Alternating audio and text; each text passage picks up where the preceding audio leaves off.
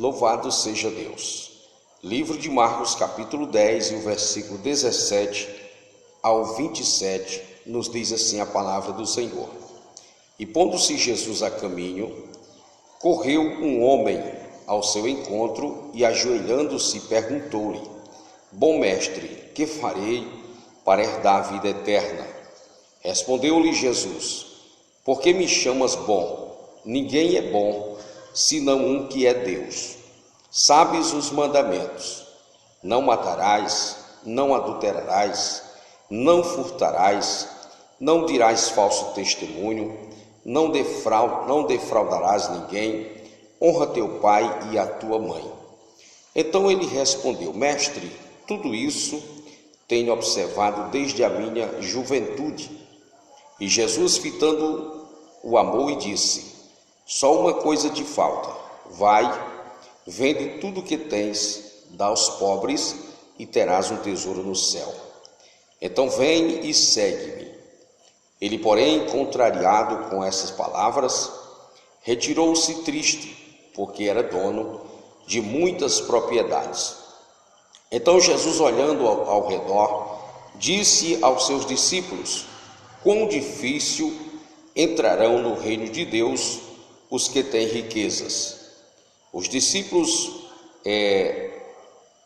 estranharam estas palavras, mas Jesus insistiu em dizer-lhe: Filhos, quão difícil é para os que confiam nas riquezas entrar no reino de Deus, que é mais fácil passar um camelo pelo fundo de uma agulha do que entrar um rico no reino de Deus. Eles ficaram sobremodo maravilhados, dizendo entre si: Então quem pode ser salvo? Jesus, porém, fitando nele o olhar, disse: Para os homens é impossível, contudo, não para Deus, porque para Deus tudo é possível. Meus amados irmãos, a mensagem, o tema de hoje é: será que a minha sinceridade já basta para agradar a Deus? Nós vemos um texto aqui muito maravilhoso da parte do Senhor, quando um jovem chega para Jesus, certamente preocupado com a sua salvação, querendo ser salvo e querendo também agradar ao Senhor, logicamente. Ele perguntou para Jesus o que ele poderia fazer para ser salvo. Este jovem, a Bíblia descreve que ele era um homem rico, dono de muitas propriedades, era um homem que tinha posses, bens, mas certamente ele tinha uma preocupação, pois Jesus pregava o evangelho da salvação. Jesus dizia ao povo para se arrepender, para ter o direito à salvação. Jesus dizia: arrependei-vos, porque é chegado o reino dos céus. Jesus nunca pregou na terra riqueza, Jesus nunca prometeu a ninguém que ia dar casa e nem carro, Jesus nunca prometeu às pessoas que viessem para ele que ele ia dar um reino terreno, não. Jesus prometeu ao povo que se eles se convertessem, se eles se arrependessem, eles iam ter o direito à salvação e à vida eterna. Certamente esse jovem ouviu essa pregação, certamente esse jovem ouviu Jesus pregar e ele se perguntou: puxa vida, eu tenho que ser salvo, eu quero ser salvo. Por isso ele veio até Jesus, prostrou diante de Jesus e perguntou: Bom mestre, que farei para herdar a vida eterna? O que eu faço para herdar a vida eterna? Em outras palavras, o que eu faço para ser salvo? O que é que eu posso fazer, Jesus, para ser salvo? Jesus, vendo aquele jovem que ele tinha muitas propriedades e vendo a palavra que ele falou para ele, e disse: Por que você me chama de bom? Só há um que é bom, é Deus. Só há um que é bom. Então eu abro um parênteses aqui para às vezes, tem tantas pessoas que dizem: não, eu sou bom demais, entendeu? Eu sou muito bom. Não, eu não preciso, eu vou me arrepender de quê? Eu sou muito bom, eu não tenho nada para, eu nunca matei, eu nunca roubei, eu nunca fiz nada errado assim que possa... Não, eu tenho direito à vida eterna. Eu não sou como os demais que já mataram, que já roubaram, que já levantaram falso. Eu nunca fiz isso, nunca fiz isso. Então por que eu não tenho direito à vida eterna? Por que eu não vou ser salvo? Será que é só os crentes que vai ser salvo? Vamos tirar conclusões na Bíblia Sagrada. Esse jovem aqui que estava falando com Jesus, ele estava preocupado com a vida eterna. Mas Jesus disse, só há um que é bom. E olha que Jesus foi bom. Olha que Jesus é bom. Mas Jesus, ele não aceitou aquela palavra de bom. Jesus disse, só tem um que é bom. É o Pai, é Deus. Ele é bom. Por que ele é bom?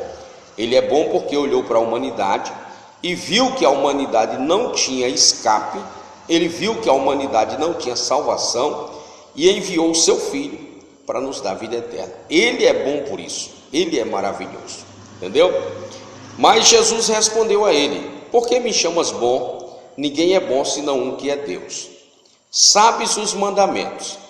Quando você examina a Bíblia, Jesus não está perguntando, Jesus está afirmando. Aquele príncipe, aquele homem que estava falando com Jesus, ele era um judeu e ele sabia exatamente os mandamentos. Ele sabia e ele cumpria exatamente os mandamentos. E Jesus disse para ele com afirmação. Jesus disse, sabes os mandamentos.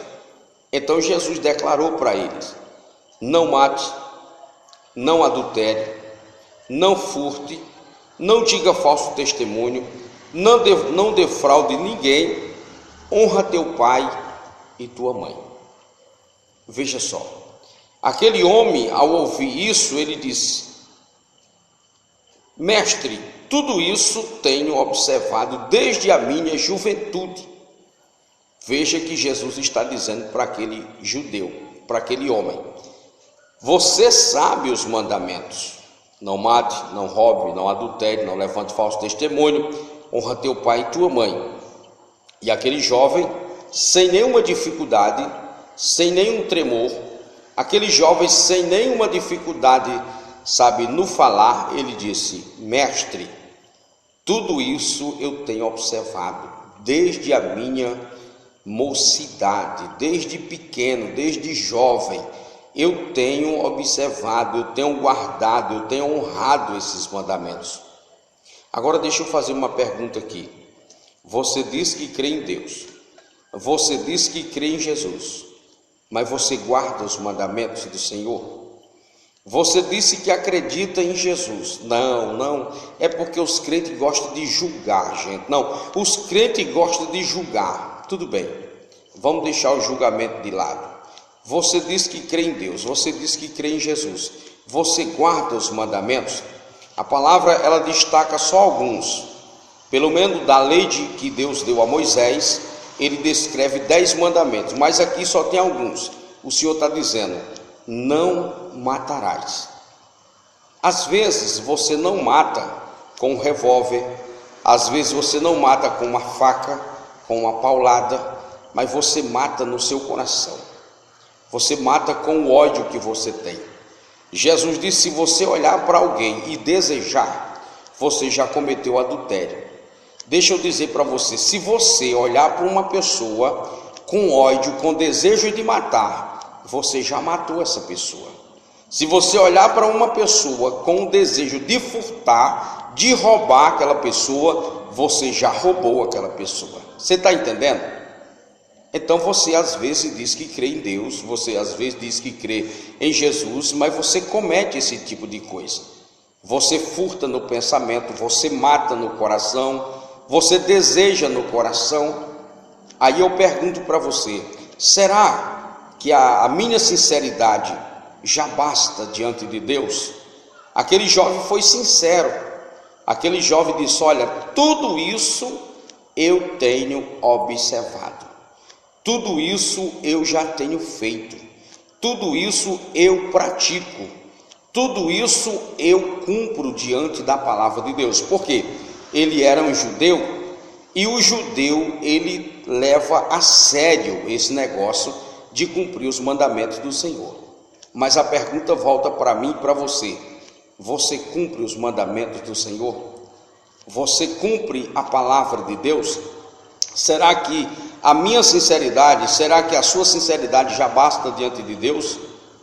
Preste atenção, Jesus disse: não matarás, não adulterarás. Será que você já não tem adulterado contra Deus? Não, pastor, eu nunca traí meu esposo, eu nunca traí minha esposa. Jesus disse: se você olhar para alguém e desejar no seu coração, você já adulterou. Se você olhou para um homem e você desejou, você adulterou. Se você olhou para uma mulher e você adulterou e você desejou, você já adulterou. Por isso que ninguém agrada a Deus com a sua sinceridade, com as suas obras, porque as minhas obras e as suas obras são reprováveis diante de Deus. As nossas obras, elas são tidas como trapos. Por isso ninguém se salvará pelas obras. Você pode fazer esmola, você pode ser uma pessoa sincera, você pode ser uma pessoa direita, mas se você não confessar Cristo e abandonar o pecado, você não tem salvação.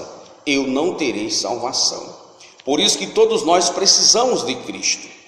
Cristo Jesus, Ele é a porta que nos dá o direito, o perdão dos nossos pecados e a salvação eterna. Todos pecaram, disse Paulo, todos pecaram e destituídos estão da glória de Deus. Você pode ser uma pessoa que nunca matou, nunca roubou, nunca adulterou fisicamente, mas na sua mente você já fez. Quantas pessoas não já matou alguém pelo ódio, pela raiva? Eu não suporto.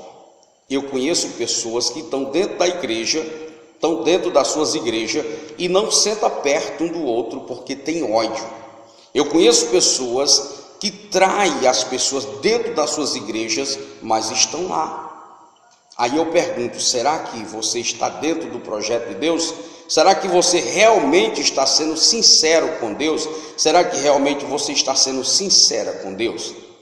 Essa é a palavra de Deus, e ela corta para cá e corta para lá, corta para cá e corta para lá. Eu estou sendo apenas um instrumento aqui, sendo usado por Deus para a minha e para a sua vida. A sinceridade não basta. A Bíblia Sagrada diz para nós que a sinceridade não basta. Jesus disse para aquele homem: olha só, sabes os mandamentos: não adulterarás, não furtarás, não matarás. Não furtarás.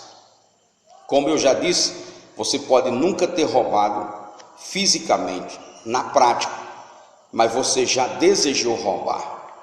Você já olhou para algo de alguém e já desejou pegar. E se você desejou, você já roubou também. Não roubou exatamente, literalmente, mas você roubou na sua mente, no seu coração, na sua consciência. Talvez você não levou porque você imaginou nas consequências que ia haver. Talvez você não levou porque você pensou no que poderia acontecer depois, mas você desejou. Isso é pecado diante de Deus. Por isso, ninguém escapa do juízo, ninguém escapa do julgamento. Todos são culpados diante de Deus. Entendeu? Será que a minha sinceridade já basta para agradar a Deus? Não, Senhor. Eu tenho que entrar por Jesus. Jesus, ele é o preço do nosso pecado. Aquele sacrifício que ele fez é o preço pelo nosso pecado. Entendeu? Não adianta você rezar, não adianta você orar, não adianta você pagar penitência se você não larga o pecado. Se você não larga a mentira, se você não larga a prostituição, se você não larga o adultério, se você não larga a pornografia, se você não larga a idolatria, se você não larga a feitiçaria, se você não larga o engano, a mentira, não adianta fazer nada, porque a sua sinceridade não basta. Jesus, ele veio com esse propósito de purificar o ser humano, de limpar o ser humano, de resgatar o ser humano das garras do diabo. A Bíblia diz: não sou eu, todo aquele que comete pecado procede do diabo. Está lá em 1 João capítulo 3, versículo 8. Todo aquele que vive na prática do pecado procede do diabo. Mas para isso se manifestou o Filho de Deus, para desfazer as obras do diabo. Jesus disse para aquele jovem: não matarás, não adulterarás, não furtarás, não diga falso testemunho. O falso testemunho, o que é um falso testemunho, pastor? Um falso testemunho é você falar uma mentira, sendo uma mentira como se fosse uma verdade. Quantas pessoas não têm feito isso na terra, não é verdade? Conta mentira como se fosse uma verdade. Quantas pessoas, eu já vi isso nos tribunais, a pessoa leva uma testemunha contra uma pessoa que às vezes não é verdade aquilo que vão falar, aquilo que vão dizer. Isso significa um falso testemunho. Você falar uma mentira como se fosse uma verdade. E é o que a gente tem visto na terra, frequentemente é o que a gente tem visto. Não, mas uma mentirinha não tem nada a ver, o que é que tem, não vale nada, não tem nada a ver.